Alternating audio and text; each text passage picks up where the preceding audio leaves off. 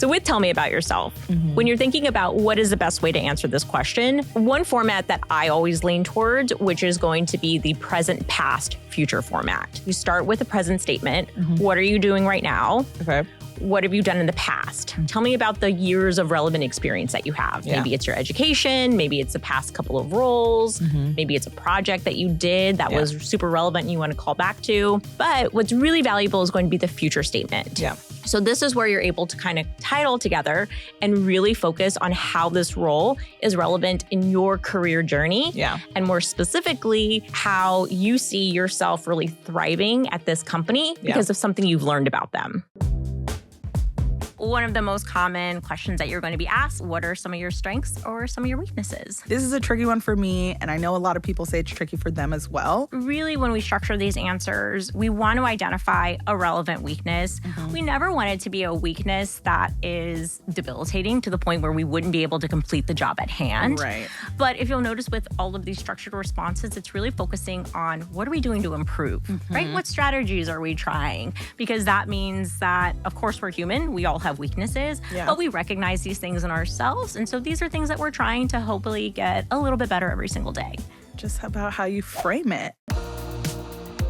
First, make sure all your tech is working the day before. This includes camera, microphone, meeting platform like Google Meet or Zoom, and your internet connection. 15 to 30 minutes before your interview, check your connection and make sure you're able to sign in. Turn on the sound and video to ensure everything is in working order in time for your conversation. Wear professional attire. Dress the same as you would in a face-to-face interview. No distractions. Choose a quiet location with a clean background. Try to place your device on a table or desk. Build rapport. Be prepared to talk about a common interest or find some other neutral topic to learn more about your interviewer. And don't forget to practice answering common interview questions.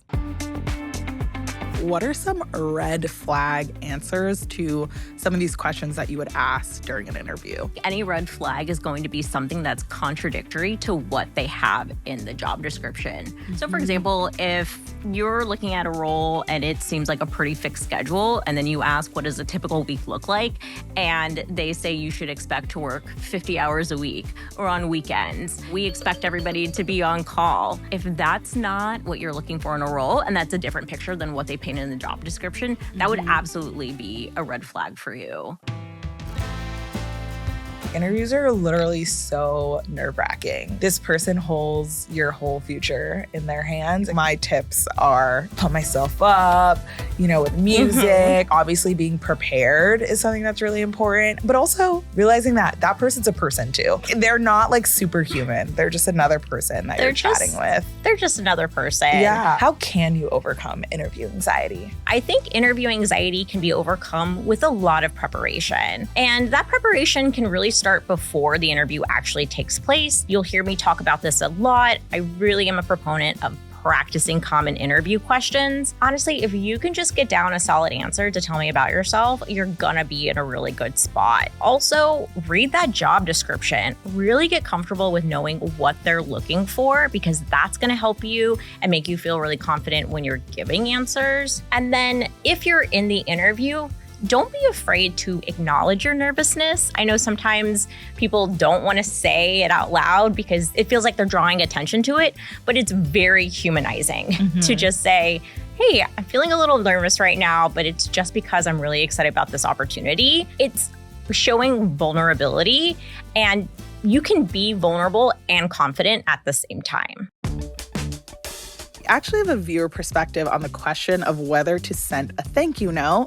And so there's a comment that one of our viewers left, and it says, to push back a bit, regardless of your feeling of how an interview goes, it's always a good idea to send a thank you email afterwards. I've known people who later found out that sending a thank you letter is what made the difference that got them hired. Even if it doesn't, at least it shows professionalism and courtesy.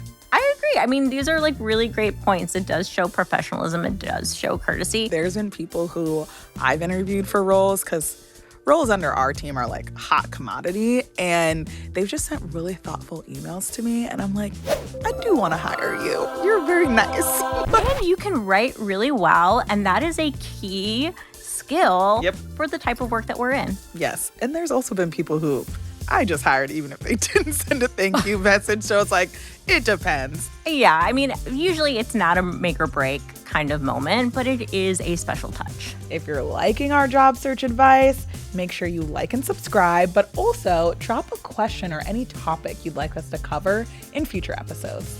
That's it. Bye.